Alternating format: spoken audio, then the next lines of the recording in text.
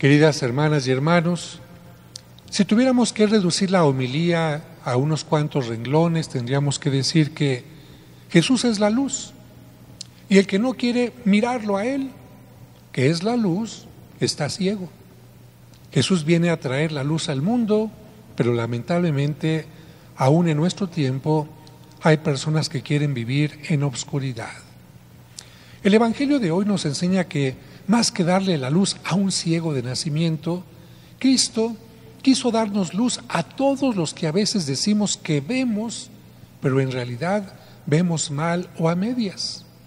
¿Han escuchado a personas que cuando se enferman ellas o un ser querido, que cuando tienen un accidente o algo les sale mal o fallece un ser querido dicen, ¿por qué me castiga Dios? ¿O han escuchado que alguna persona les dice, te está castigando Dios por esto malo que has hecho? ¿Será eso correcto? Miren, cuando durante la noche por algún desperfecto se llega a cortar la energía eléctrica y por lo tanto se apaga la luz, nuestros ojos no son capaces de distinguir las cosas en la oscuridad. Nos pasa lo mismo que cuando alguien comienza a tener alguna enfermedad en los ojos. La visión se nubla, se hace borrosa o sentimos que todo se oscurece. Pues eso mismo sucede cuando no permitimos que la luz de la sabiduría, de la reflexión, de la bondad, de la misericordia, entre a nuestra mente y corazón. Nos quedamos como ciegos. Por esta razón, Jesús en el Evangelio trata no solo de sanar a un ciego, sino sobre todo a los que creían que veían correctamente, pero en realidad estaban más ciegos que aquel invidente. ¿Por qué digo esto? Porque en tiempo de Cristo la mayoría de la gente no creía en la resurrección, no creían en una vida después de esta vida. De hecho, durante toda la primera parte del Antiguo Testamento, en la Biblia, no se habla de una posible vida más allá de esta tierra. ¿Por qué? Porque como hemos dicho en otros momentos, Dios fue preparando poco a poco a su pueblo para pensamientos cada vez más profundos. Al inicio no les habló de la posibilidad de la resurrección, de tal manera que fue solo hasta unos 570 años antes de Cristo que en la Sagrada Escritura se comienza a hablar de la posibilidad de la vida más allá de la muerte. Uno de estos primeros casos fue cuando el profeta Ezequiel tuvo una visión, una revelación de un valle donde había una gran cantidad de esqueletos que comenzaban a recuperar su carne y se iban levantando como seres humanos. Más adelante, el libro de Tobías y los libros de los Macabeos hablan de la importancia de orar por los difuntos y de la resurrección, de tal manera que para tiempo de Cristo había una división entre los judíos. Un grupo no creía en la resurrección, pero otro grupo sí. Quienes no creían en la resurrección se llamaban saduceos, y quienes sí creían en ella se llamaban fariseos. Quienes creían que esta era la única vida que se podía tener, los saduceos, pensaban que en esta vida, por lo tanto, Dios tenía que darle a cada uno su merecido. En esta vida únicamente, porque no había otra, recompensarle todo lo bueno. Pero también en esta vida, que era la única que había, castigar todas sus cosas malas. Por lo tanto, creían que si una persona era buena, como consecuencia, le tenía que ir forzosamente bien. No se enfermaría, no tendría problemas sentimentales ni económicos, nadie atentaría contra ella ni contra sus descendientes, y además varias generaciones de su familia serían bendecidas por su comportamiento. Y por el contrario, si obraba mal, no solo le iría mal en todo, sino que incluso sus descendientes durante varias generaciones cargarían con el castigo de Dios. Era la maldición generacional.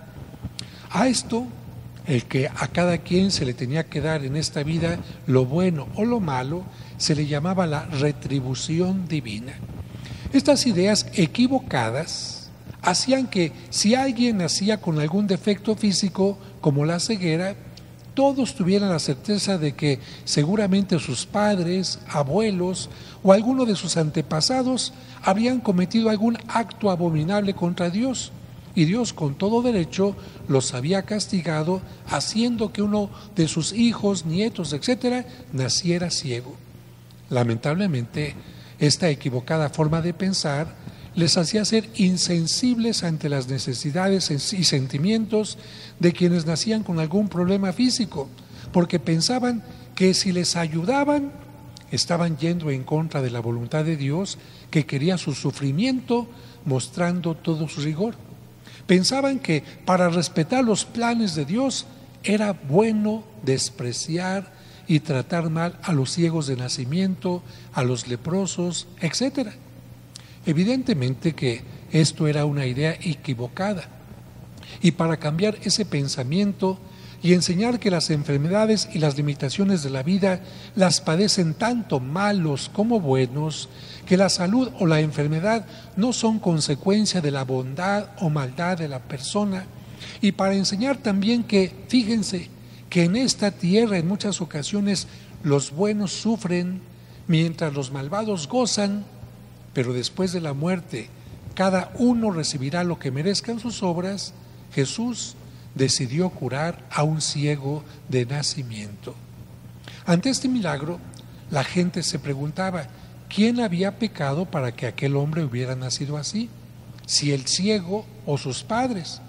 Pero Jesús fue claro diciendo que ni él ni sus padres, que en todo caso esa limitación humana era para que se viera la gloria de Dios.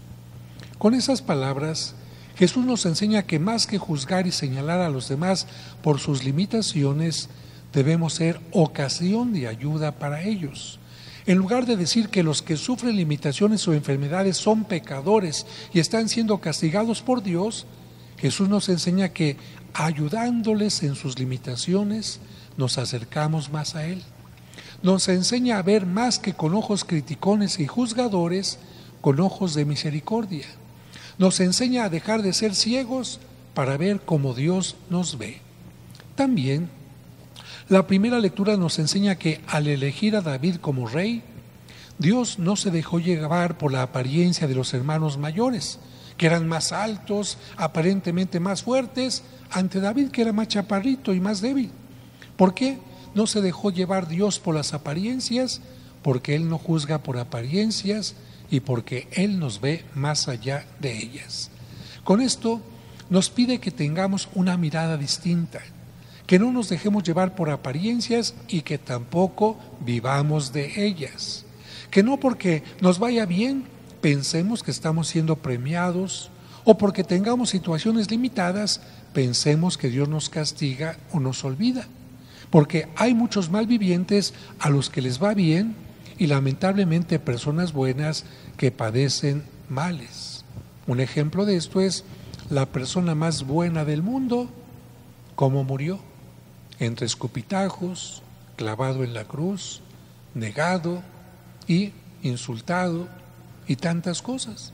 Pero aún en esa debilidad, en ese Cristo que se veía totalmente masacrado, ahí se vio la gloria de Dios, porque se vio el amor que fue capaz de decir, perdónalos porque no saben lo que hacen. Y en ese cuerpo quizás gangrenado, todo terriblemente dañado, ahí se vio la gloria de Dios, porque lo resucitó para enseñarnos que en esta vida no es el único momento en que se premia o se castiga. Hay algo más. Recordemos que esta vida, por lo tanto, no es la única. Y más allá de esta, cuando llegue nuestro momento final en esta tierra, entonces sí, Dios dará a cada uno lo que se merece. Y los malvados, aunque hayan podido tener algunos goces, los perderán para siempre, mientras que la gente de bien, aunque haya podido tener sufrimientos y limitaciones, gozará de la vida eterna.